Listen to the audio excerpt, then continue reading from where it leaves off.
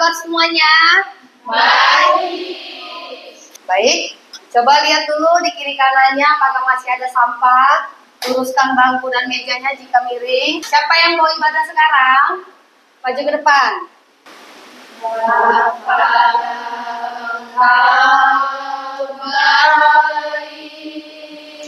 Sebelum kita mulai belajar, langkah baiknya kita bawa dengan doa. Marilah kita bersatu di dalam doa.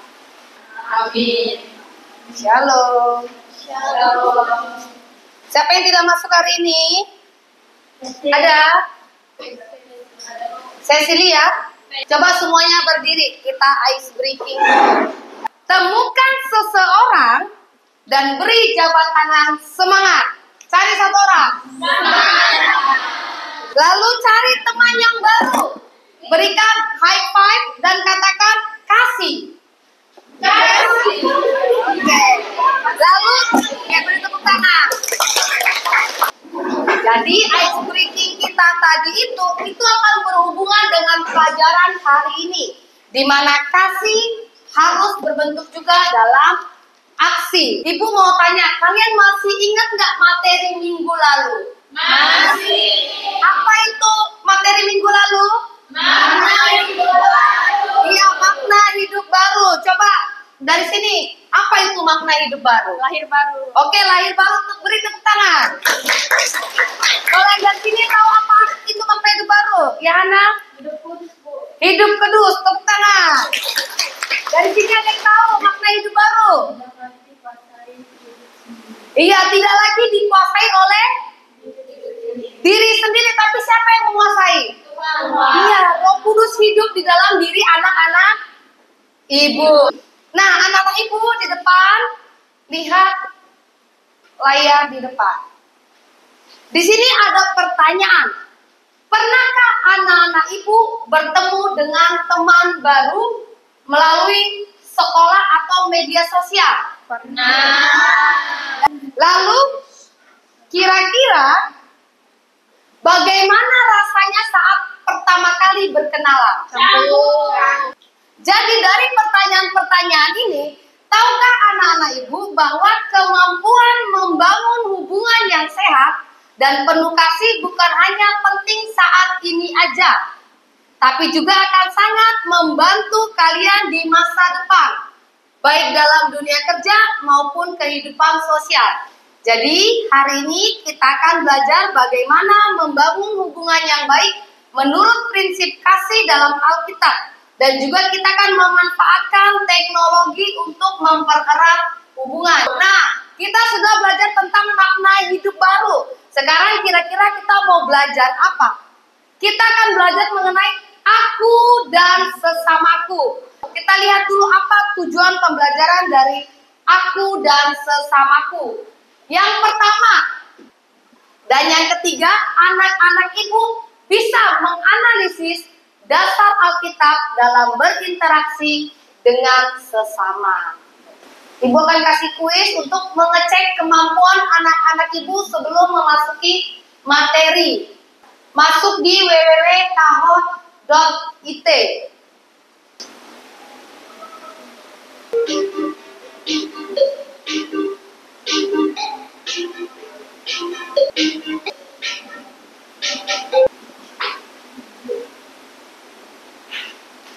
Dalam Alkitab, hukum utama yang diajarkan Yesus tentang sesama manusia. Jangan membunuh, membalas kejahatan dengan kejahatan, mengasihi sesama seperti diri sendiri, membenci musuh. Nah, 2 orang salah, 13 orang benar. Jadi juara 3 Lorencia, tepuk tangan Lorencia. Juara 2 Catherine, tepuk tangan untuk Catherine. Juara 1 siapa? Ya, tepuk tangan. Nah, di sini Ibu akan memberikan satu pertanyaan pemantik melalui polling WhatsApp. Ibu sudah buat. Jadi lihat.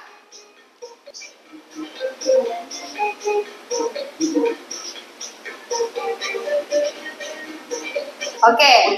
Menurutmu, apakah media sosial potensial membantu atau merusak hubungan persahabatan. Jadi sekarang mari kita buka LMS di Google Site-nya. Linknya sudah Ibu share di dalam grup Rockris. Oke, kita akan masuk materi. Sudah dibuka semua link LMS-nya? Sudah. Ya, di dalam link LMS itu ada PowerPoint. Nah, PowerPoint-nya kita bisa lihat ke depan. Sudah Ibu tembak layarnya. Jadi anak-anak Ibu, sebelum kita berteman, sebelum kita berkawan, itu ada tingkatan dalam menjalin hubungan dengan sesama. Lalu kalau mau lebih dekat lagi, itu bisa masuk ke teman dekat.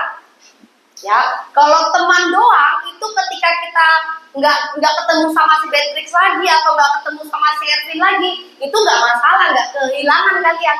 Itu kalau cuma teman. Tapi kalau teman dekat, dia sudah saling memahami satu sama lain. Yang keempat, teman dekat. Teman dekat di mana kita sudah bestie friend, udah friend ini. Yang kelima, susah, senang, tangis, sedih, semua diempaskan ke sahabat kita. Berbagi. Itu dia 5 tingkatan dalam menjalin hubungan dengan sesama. Mampu untuk melatih emosionalnya, melatih kepekaan emosionalnya. Si Sondang nih biasanya ketawa mulu ya, kok tumben sekarang murung. Ada kepekaan emosional. Kenapa ya si Sondang ya? 1, 2, 3, ya. Kasih itu sabar, kasih itu murah hati. Ia tidak cemburu. Ini paham anak-anak Ibu? Oke, sekarang kita bagi kelompok. Ini sudah sesuai dengan kelompoknya masing-masing? Sudah. Ya, Ibu akan membagikan LKPD yang harus anak-anak Ibu kerjakan. Di sini ada 3 aktivitas di dalam LKPD. Sebelum dikerjakan, isi dulu identitasnya masing-masing ya. Nanti Ibu akan jelaskan dulu untuk LKPD ini. Sampai sini paham tentang LKPD ini anak-anak Ibu? Tidak ada yang mau bertanya? Cukup? Oke, kita tonton video dulu untuk mengerjakan aktivitas 2.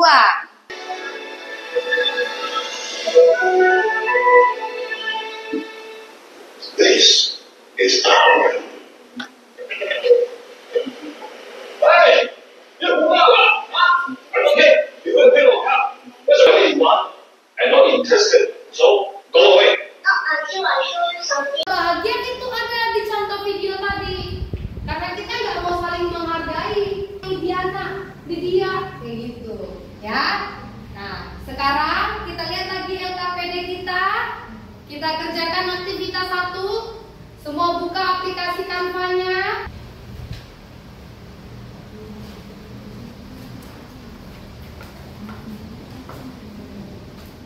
Ibu kasih waktu untuk mengerjakan aktivitas 1.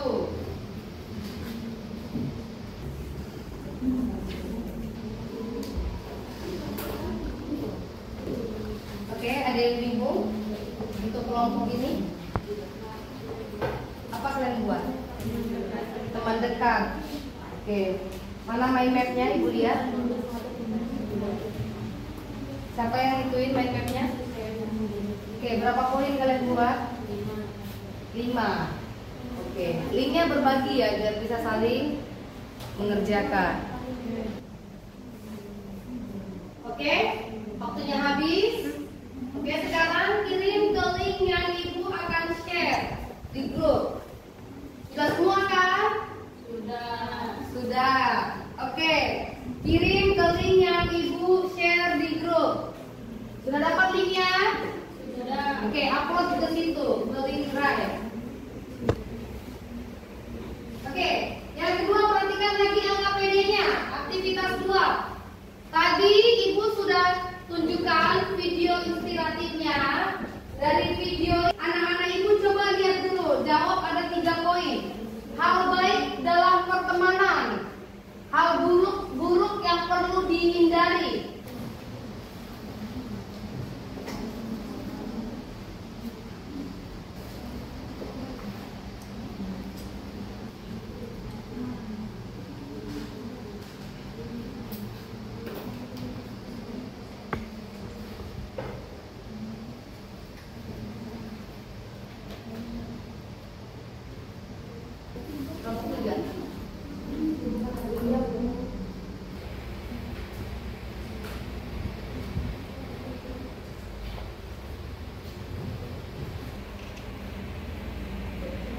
Oke, cukup. Ya, kita masuk ke aktivitas 3. Di sini aktivitas 3 kita sudah dibagi kelompok juga.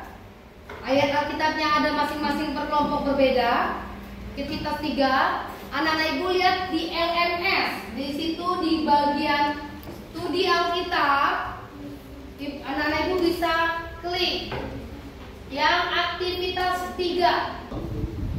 Kelompok 2 kerjakan di kolom kelompok 2. Dan kelompok 3 kerjakan di kolom kelompok 3. Apa yang dikerjakan sudah diarahkan di LKPD-nya.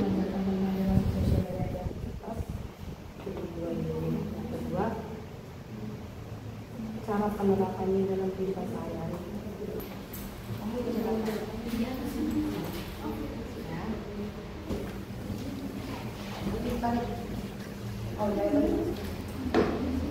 Oke, kelompok 3 sudah masuk.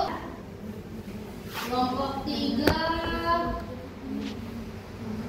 Oke, sudah juga dijawab dua-duanya. Ini kelompok 3 soal nomor 1 yang atas atau yang bawah? Yang atas soal nomor 1, yang bawah? Nomor 2. Oke, karena semua 3 aktivitas sudah selesai, maka saatnya kita akan mempresentasikan. Shalom, selamat kami bahas pada hari ini, yaitu kenalan biasa. Kan adanya kenalan biasa, kita ada. Apakah ada yang ingin bertanya? Menurut kalian, kenalan biasa itu harus selalu ada atau cukup saling menghargai, dan mengapa? Pesta berkontribusi pada pengembangan kemampuan sosial seseorang. Terima kasih untuk pertanyaannya. Berikan kami waktu 3 menit untuk menjawab pertanyaan dari teman-teman.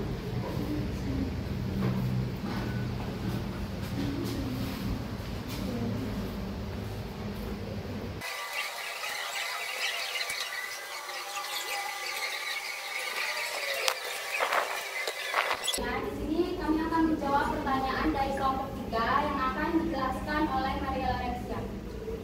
Kenalan biasa tidak harus selalu ada, yang penting adalah saling menghargai.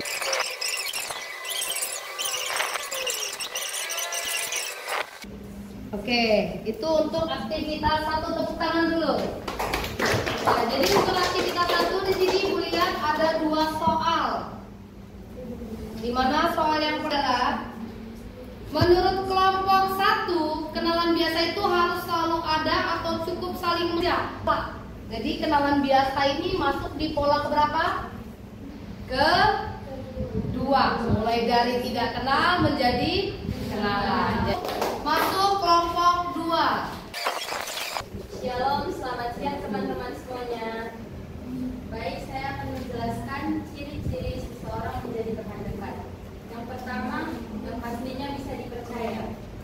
Seperti contoh, kita nyaman berbagi cerita atau rahasia tanpa takut akan dikhianati. Yang kedua, teman dekat tersebut dapat menerima kita apa adanya. Baiklah, apakah teman-teman ada yang ingin bertanya? Saya ingin bertanya. Saya bertanya, kenapa pentingnya memiliki teman dekat? Baik, berikan waktu kami 3 menit untuk mendiskusikan jawabannya.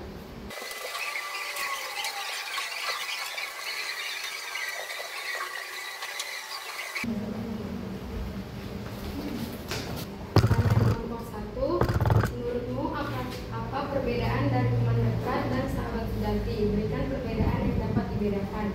Jawabannya, perbedaan utama antara teman dekat dan sahabat sejati terletak pada kedalaman hubungan Dan tidak mencari keuntungan diri sendiri.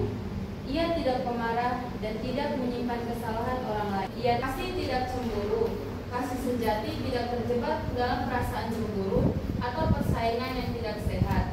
Dalam relasi sosial, ini berarti kita tidak seharusnya bisa merasa bahagia. Selanjutnya maju kelompok 3. Shalom teman-teman semuanya. Kesimpulan dari materi sahabat sejati adalah teman yang selalu ada dalam suka dan duka, mendukung dalam kebaikan dan tidak meninggalkan saat kita menghadapi kesulitan. Ia tulus, jujur, setia,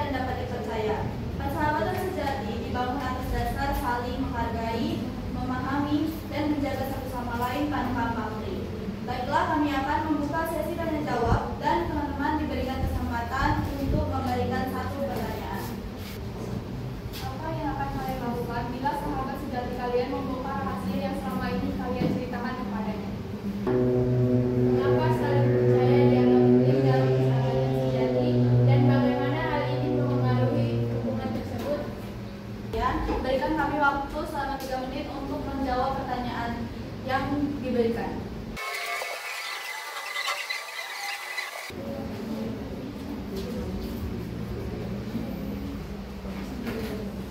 Oke, saya akan membacakan pertanyaan dari kelompok 1. Apa yang akan dilakukan bila sahabat sejati kalian membongkar rahasia yang selama ini kalian ceritakan kepadanya? Jawabannya, tenangkan diri terlebih dahulu. Jangan langsung bereaksi dengan kemarahan. Ambil waktu untuk menenangkan diri agar bisa berpikir jernih dan tidak terbawa emosi. Ungkapkan perasaanmu dengan jelas. Sampaikan bagaimana tindakan itu membuatmu merasa kecewa, terluka, atau kehilangan kepercayaan. Oke, lanjut soal yang kedua dari kelompok 2. Mengapa saling percaya dianggap penting dalam persahabatan sejati dan bagaimana hal ini mempengaruhi hubungan tersebut? Nah, di sini ada beberapa poin. Yang pertama, menciptakan rasa aman. Yang kedua, membentuk loyalitas dan komitmen. Yang ketiga, mengurangi konflik. Yang keempat, membangun kedekatan emosional. Tidak ada kasih yang lebih besar daripada kasih seorang yang memberikan nyawanya untuk sahabat-sahabatnya.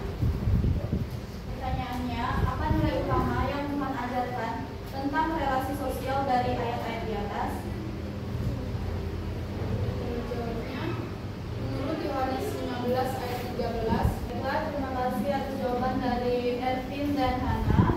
Maka kita akhiri sesi presentasi hari ini. Terima kasih kepada teman-teman semua atas antusiasnya. Sekian, terima kasih dan tetap semangat belajar.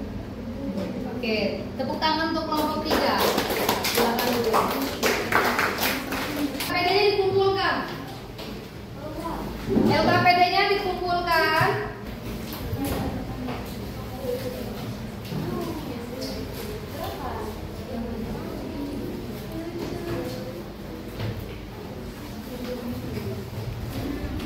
Di mana di dalam berteman itu ada tahapannya. Tahapan pertama masih ingat kan? Orang asing. Kedua, kenalan. Ketiga, teman. Keempat, kelima, sahabat. Karena kita sudah belajar, kita sudah mengetahui, ibu mau tahu dulu kemampuan kalian. Tadi kita sudah kuis sebelum belajar, sekarang kita kuis sesudah belajar.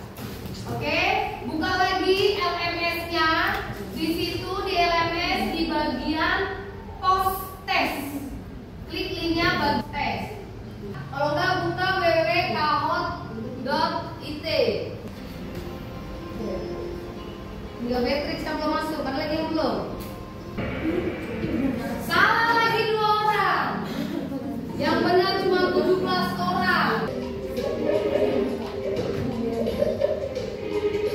Pertanyaan terakhir, Alkitab mengajarkan bahwa kita harus mengasihi. Nah, kita sederhana.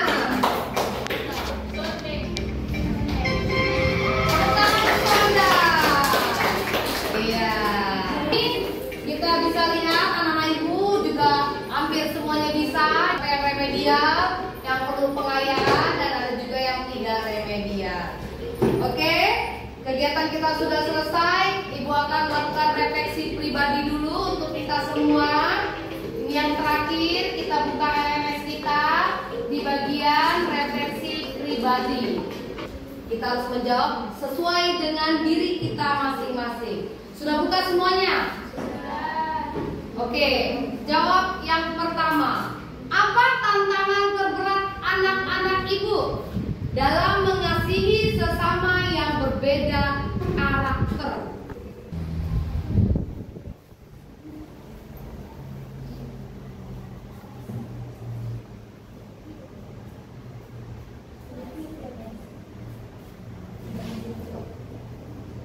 Di sini ada yang mengatakan harus bisa memahami sifatnya, Bu.